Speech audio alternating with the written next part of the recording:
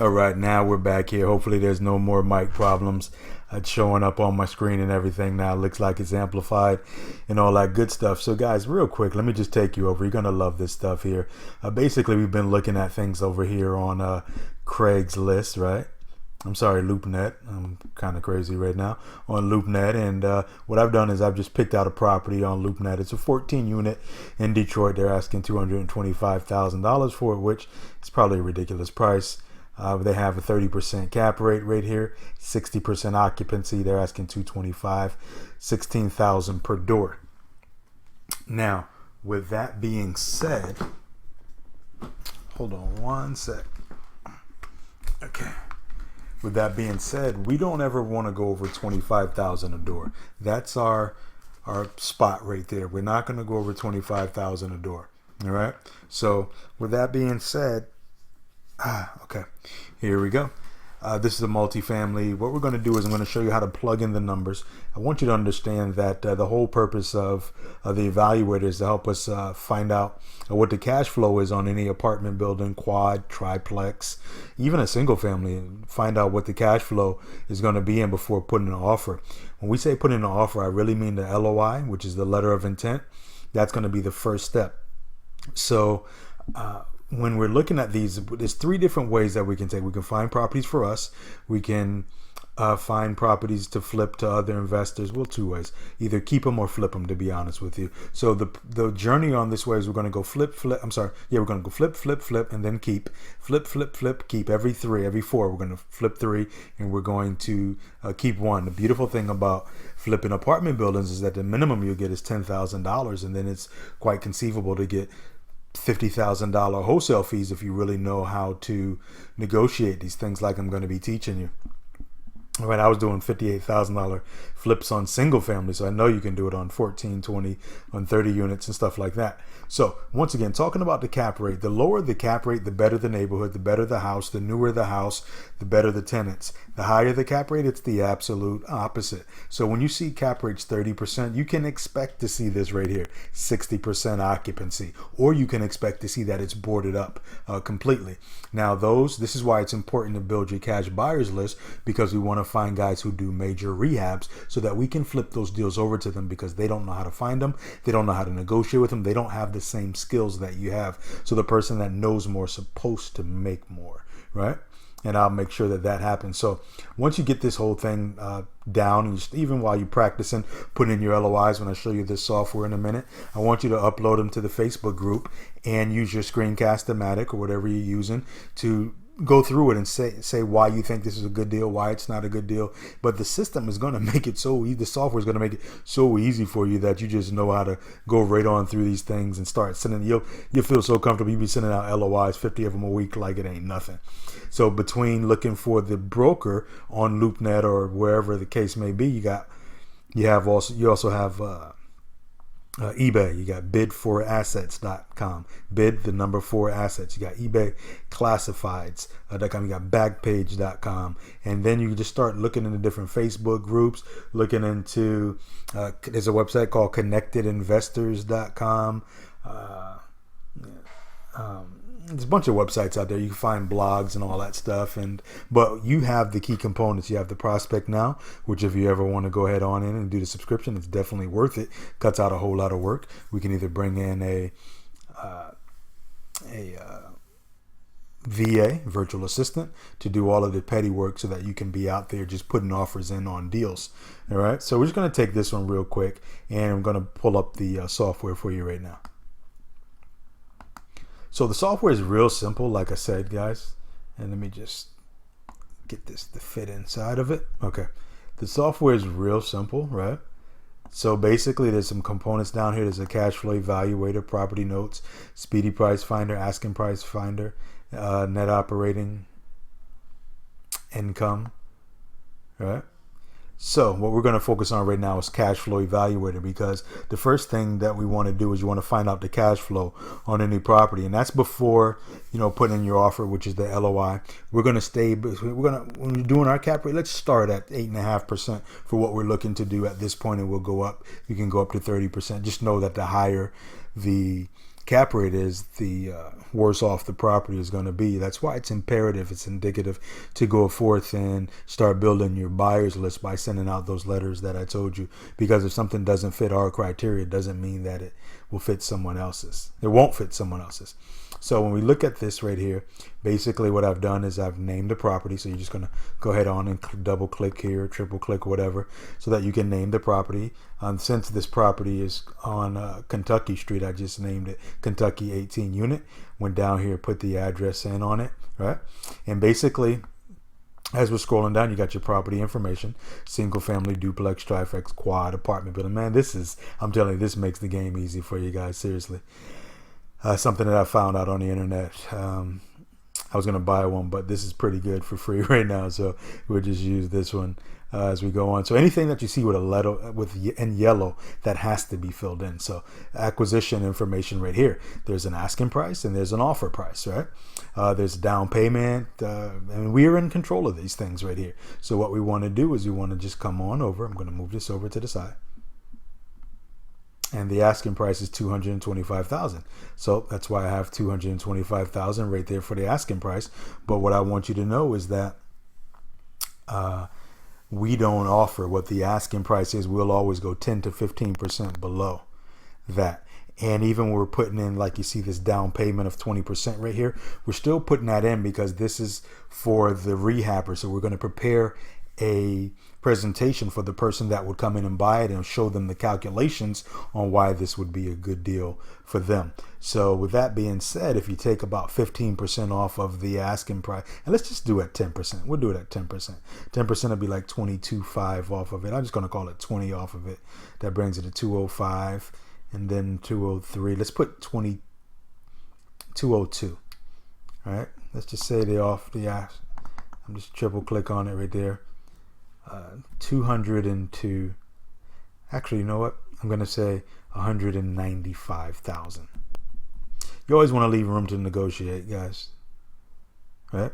So now when I tab, you hit tab, and you can see it changes those numbers up. Right? The only thing that's really the most important is the yellow highlighted places. So if you're looking, somebody's looking to be putting 20% down, which typically when you're doing a financing or assuming financing or setting up new financing, there's going to be about an 80-20 loan. Some states, Ohio, Florida, Michigan, they may be a little bit lower where it's 65%. But I'm going to show you later on how to bring in private investors, and you'll see how that whole thing works out. So you're never going to have to go to the bank, and no one's really going to ask you for your credit. But we'll still set up some credit lines because we want to be prepared for any given situation because opportunities are out there all over the place. So first thing first, like I said, we are on a cash flow evaluator to find out, hey, what is this property going to cash flow every single month? That's the bottom dollar, which we need to know. All right. So once again, we will look for quads, triplexes. Quads are pretty lucrative also. Quad is a 4 family. All right. So these presets here are basically in sync with what the percentage is of a loan and closing costs. So you don't want to mess with those. All right. So we're going to be asking for, you're going to get about $5,000 of security deposits back when you take over these things. So next thing we go down here is financing information and assumptions. Assumption is if we were going to assume over a loan, we're just going to, for the sake of this video, put in 80% right there. So that would leave 20% that's left over, and maybe the 20% can be owner financing from the owner of the property. So once you put those numbers in, and you'll see as you play around with it that the more you change these around, that it'll spit out those numbers for you. So basically I put in for the $156,000, which is the 80% of loan, 12 yearly payments per year, 12, interest rate of 6.5, 40-year amortized, tells you what the payment will be, tells you what the total payments will be for both of them. So now we're going to scroll down and get to the nitty-gritty part, right? Once again, I said if it's in yellow, it's imperative. You got to put it in there. So we look at, it's asking for the gross operating income. So what do? You simply go over to your LoopNet or wherever you are, and you go over to The pro forma. Once again, this is the pro faca, and you're going to really see why those numbers don't mean jack. I don't like this unit mix right here. Whenever I don't like one bedrooms and studios, I prefer to have some type of 50-50 mix where we have 2 bedrooms, 3 bedrooms. This doesn't sit too well with me, but with that being said, here are the numbers that we're going to be plugging in. You have your scheduled gross. Remember, these aren't real numbers, so they can't tell you what a cap rate will be off of fake numbers. I want you to understand that 30% is off of that fake numbers that they're giving, but those aren't the numbers that are up. So we're just going to pull up the software again, cash flow evaluator, right?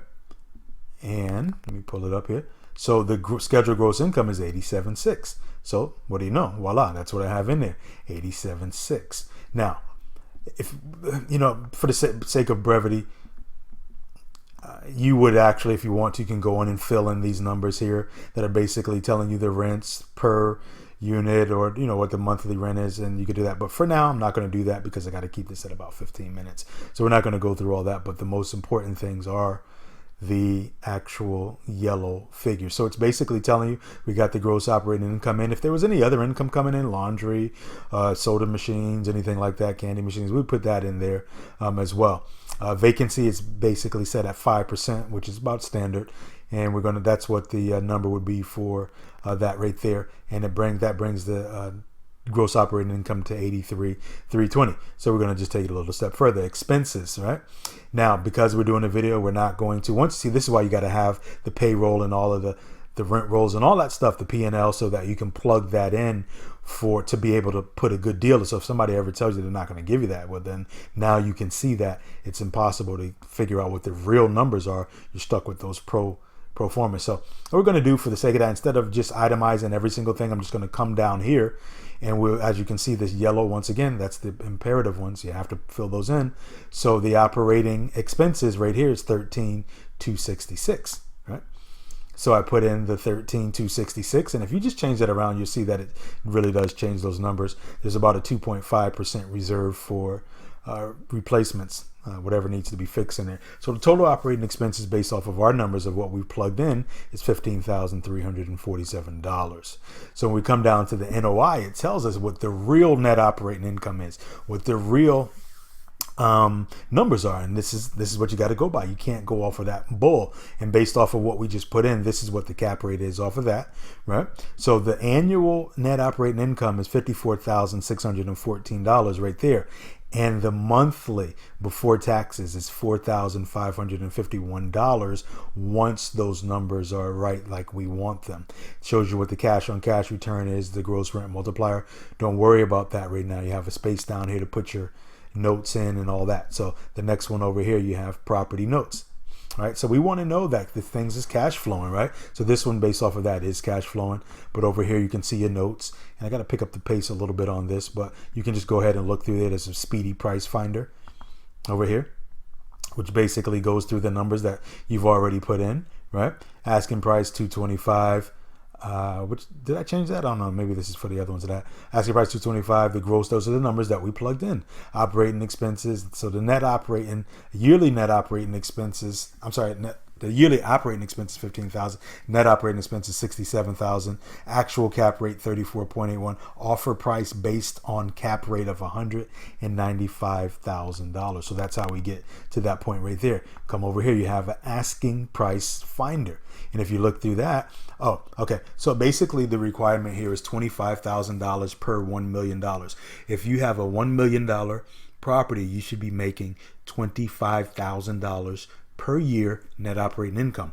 The lowest that you would go, because when the numbers change, it changes the asking price, changes the cap rate, changes the cash flow. So you can always make those numbers fluctuate, but 25 per 1 million. So that means if you have a building that's $3 million, should be getting $75,000 per year for the net operating income, right?